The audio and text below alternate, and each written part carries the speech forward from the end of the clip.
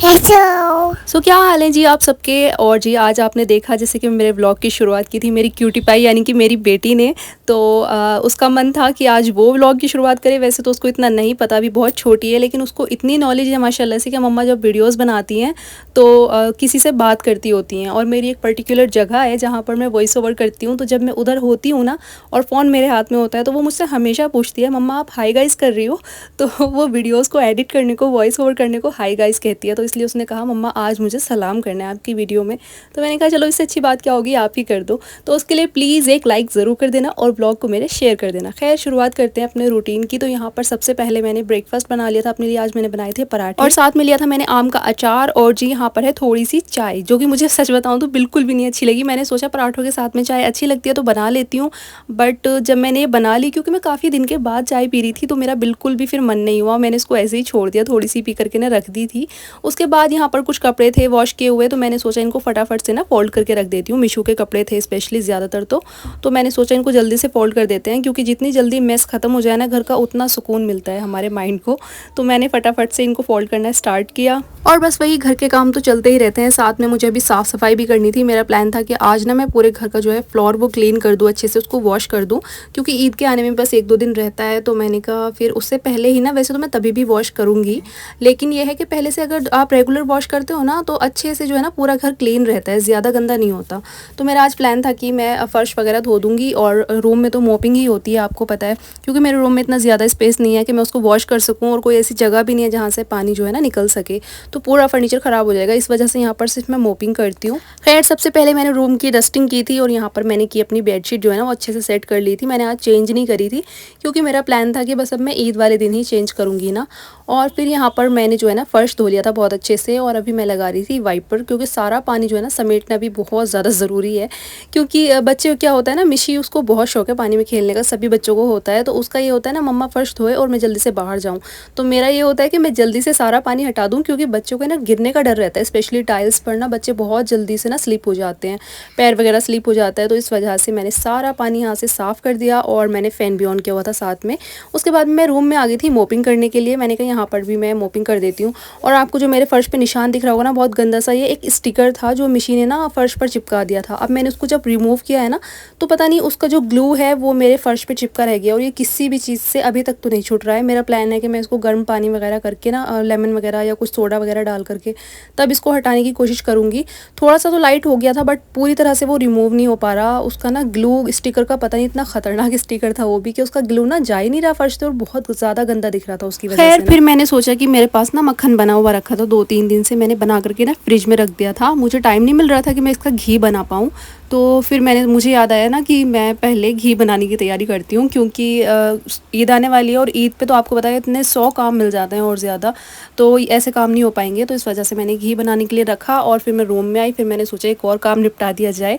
तो यहाँ पर मैंने अपने हस्बैंड के जो है ना कुर्ता पजामा जो था उनका, वो मैंने प्रेस करके रख दिया था, क्योंकि ईद के दिन ना बहुत सारे काम हो रहे होते हैं, तो हैंड टू हैंड करना थोड़ा मुश्किल हो जाता है। वैसे तो मैं इस पर हैंड टू हैंड भी करूँगी दोबारा से प्रेस, क्योंकि प्रेस ना थोड़ी कॉटन के कपड़ों पर ख़राब हो ही जाती है, बट अगर टाइम नहीं मिला तो फिर ये है कि थोड़ी अच्छे से प्रेस हो गई है तो चल जाएगा ऐसे भी। फिर यहाँ पर घी बन के भी रेडी हो चुका था, और अभी 10 मिनट रहते थे इसमें, भी थोड़ा सा ना कसर रहती है।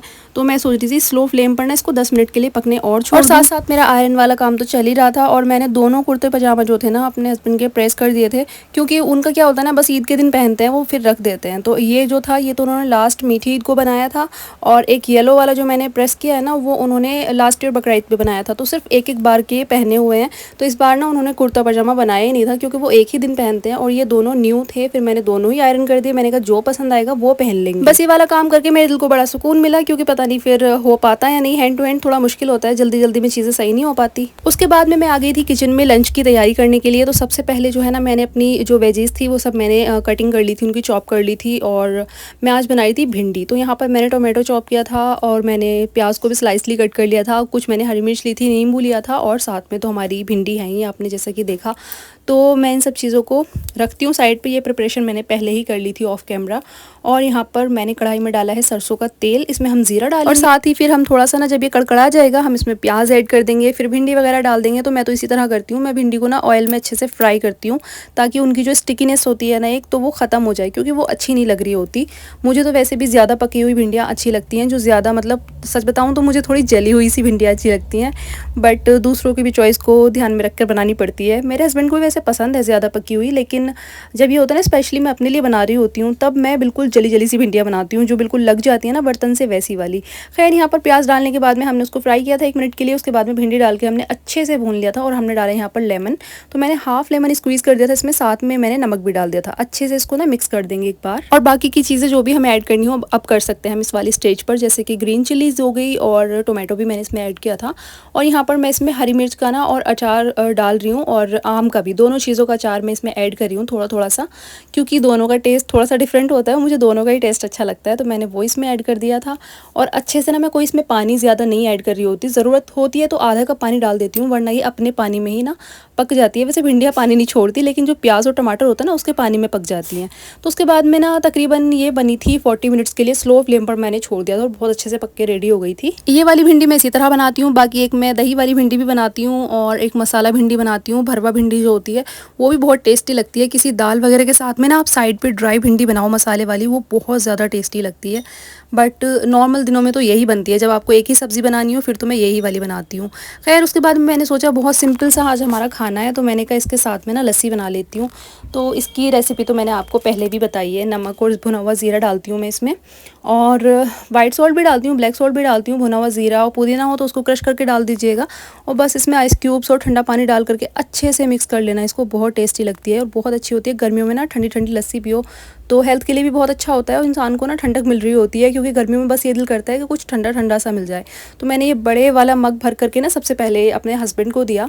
वो खाना खा करके चले गए थे, तो मतलब मैंने यहाँ पर सर्व कर दिया था, उन्होंने खाना खा भी लिया था, और फिर मैंने लस्सी दी, फिर वो चले गए। उसके बाद में मैंने बर्तन वॉश किए। और आज ना काफ़ी चीज़ें स्किप भी हो गई, क्योंकि जब आप व्लॉग छोड़ देते हो ना करना, तो फिर ये होता है ना कि इंसान को याद नहीं आ रहा होता कि अब हम रिकॉर्ड करें ना करें। और कभी कभी ऐसा हो रहा था मैं कुछ एक्टिविटीज़ जो भी लाइफ में इंसान की डेली लाइफ में चल रही होती है, तो मेरी ना बाद में याद आ रहा था कि यार मैं तो व्लॉग कर रही थी, मुझे ये वाली चीज़ तो शेयर करनी थी, बट जब तक वो काम हो चुका होता है तो मैंने कहा खैर है कोई बात नहीं, जैसे जैसे इंसान मतलब होता है वापस आ जाते हैं रूटीन पर, तो मैंने कहा याद आने ही लगेगा, धीरे धीरे नॉर्मल हो जाएगा। तो खैर यहाँ पर जो है फिर मैं आ गई थी रूम में, और मुझे ना अपने ड्रेसिंग टेबल को डीप क्लीन करना था। तो यहाँ पर आप देख सकते हैं कितने गंदे निशान लगे हुए हैं, और माशाल्लाह से मिशू की पहुँच अब यहाँ तक हो गई है। तो वो जो भी चीज़ें होती है ना खाने की पीने की, जैसे कि कुछ भी खा रही होती है, फ्रूट्स खा रही होती है, तो जो भी लेफ्ट ओवर होता है ना वो यहाँ पर रख देती है। और ज़्यादातर ना ये खाने पीने की चीज़ों के निशान हैं जो बिल्कुल भी नहीं जा रहे हैं। तो मैंने कुछ केमिकल वगैरह मिक्स करके इसको क्लीन करने की कोशिश की थी, लेकिन फिर इस बात का डर होता है कि फर्नीचर की शाइन ना ख़राब हो जाए, तो इस वजह से मैंने थोड़ा सा क्लीन करके इसको छोड़ दिया था। मैंने कहा मैं अपने हस्बैंड से पूछूंगी कि इसको किस तरह क्लीन करना है, क्योंकि उनको तो सारी इन चीज़ों की नॉलेज है। तो फिर मैंने फ़िलहाल इतना ही क्लीन किया था। उसके बाद में यहाँ पर मैंने नमाज़ अदा की, तस्बीह पढ़ी, और मगरिब का टाइम था, तो मैंने तस्बीह वगैरह से फ़ारिग होने के बाद अच्छा जी यहाँ पर जो है ना मैं बना रही थी अभी मिशी का खाना। तो मुझे याद आया, क्योंकि चिकन ना 10 दिन तक का तो हो ही गया था, और मैं इतना पुराना चिकन वैसे रखती नहीं हूँ, लेकिन मिशू का क्या होता है ना, अगर मैं ना मंगाऊँ तो वो मुझसे मांग रही होती है। जब हमारे घर में कभी भी ऐसा हुआ है ना, जब चिकन मेरे पास अवेलेबल नहीं होता तो उसको होता है मम्मा मुझे चिकन खाना है, और जब होता है ना तो मैं उससे डेली पूछती हूँ बेटा आपको खाना है, तो वो मना कर देती है। तो बस इसी तरह ना ये 8-10 दिन का हो चुका था तकरीबन, और फिर मेरी याद आया कि मैं आज मिशी के लिए कुछ बना देती हूँ। तो जी फिर मैंने सोचा कि सिंपल सी तहारी बनाती हूँ, बट बच्चों के लिए थोड़ी स्पाइसी हो जाती है। तो ना तो ये तहारी थी ना ही ये बिरयानी थी, बस मैंने थोड़े से स्पाइसेस डाले थे, येलो मिर्च डाली थी मैंने, रेड वाली नहीं डाली थी, और थोड़ा सा चाट मसाला दही वगैरह डाल करके ना अच्छी सी थोड़ा सा इसका मसाला बना लिया था। फिर इसमें मैंने नॉर्मली राइस डाल दिए थे, और मैंने सोचा जब मैं मिशी के लिए बना रही हूँ तो सिंपल सा अपने लिए भी इसमें ऐड कर लेती हूँ। तो मैंने 1 गिलास चावल एक्स्ट्रा इसमें डाल करके बना लिए थे ये, और बस अभी पक ही रहे हैं, आप देख सकते हैं। तो मैंने ना फीके फीके से इसलिए बनाए थे क्योंकि बच्चे तो इजीली खा लेते हैं इस तरह का। तहारी जो होती है थोड़ी सी स्पाइसी हो जाती है, मैंने कहा जब हम खाएंगे तो थोड़ा सा स्पाइस लेवल अप करने के लिए दही वाला जो है रायता बना लेंगे मिर्च वगैरह डाल करके, या फिर चटनी बना लूँगी मैं। तो मेरा ये प्लान था, क्योंकि मिशी के लिए तो बस इतना ही स्पाइस लेवल इनका नॉर्मल था, मिशी के हिसाब से बिल्कुल ठीक था, तो अपने लिए तो हम मैनेज कर ही लेते। खैर उसके बाद में जब तक खाना रेडी हुआ तो मेरे हस्बैंड की कॉल आ गई थी कि खाना ना शॉप पर भिजवा दो। बट मैंने उनको कहा भी कि मैंने ना आज कुछ अजीब ही चीज़ बनाई है, ना ये बिरयानी है ना तहारी है। मैंने कहा नॉर्मल ऐसे बच्चों वाला खाना मैंने बनाया था, उसमें थोड़ा मैंने ऐड कर दिया हुआ है।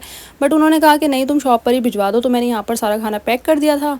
और उसके बाद में जी बस मैं सुकून से बैठ गई थी। अब मैं सोच रही थी कुछ और बनाऊँ कि नहीं बनाऊँ, बस फिर मेरा दिल किया कि नहीं बनाते यार, क्योंकि गर्मी इतनी ज़्यादा थी ना, मेरी हिम्मत ही नहीं पड़ी कि मैं कुछ और भी बनाऊँ। तो बस उसके बाद में यहाँ पर था एक नाइट सूट, ये मेरे हस्बैंड ने मुझे ला कर दिया था। गर्मी इतनी ज़्यादा हो रही है ना कि नॉर्मल कपड़े नहीं पहने जा रहे होते रात को, तो ये मैंने लूज़ सा मंगवाया था, उन्होंने ला के दिया था। कलर बड़ा प्यारा था इसका बाकी, और हल्का भी था, काफ़ी स्टफ बहुत अच्छा था इसका। और यहाँ पर आज मेरा रूम बिल्कुल साफ पड़ा हुआ था, तो बड़ा सुकून मिलता है ऐसे साफ सुथरे घर को देख कर भी ना। और बस यही था आज का छोटा सा व्लॉग। होप आपको अच्छा लगा होगा। अच्छा लगा है तो लाइक शेयर सब्सक्राइब जरूर कर दीजिएगा। Thank you for watching, bye.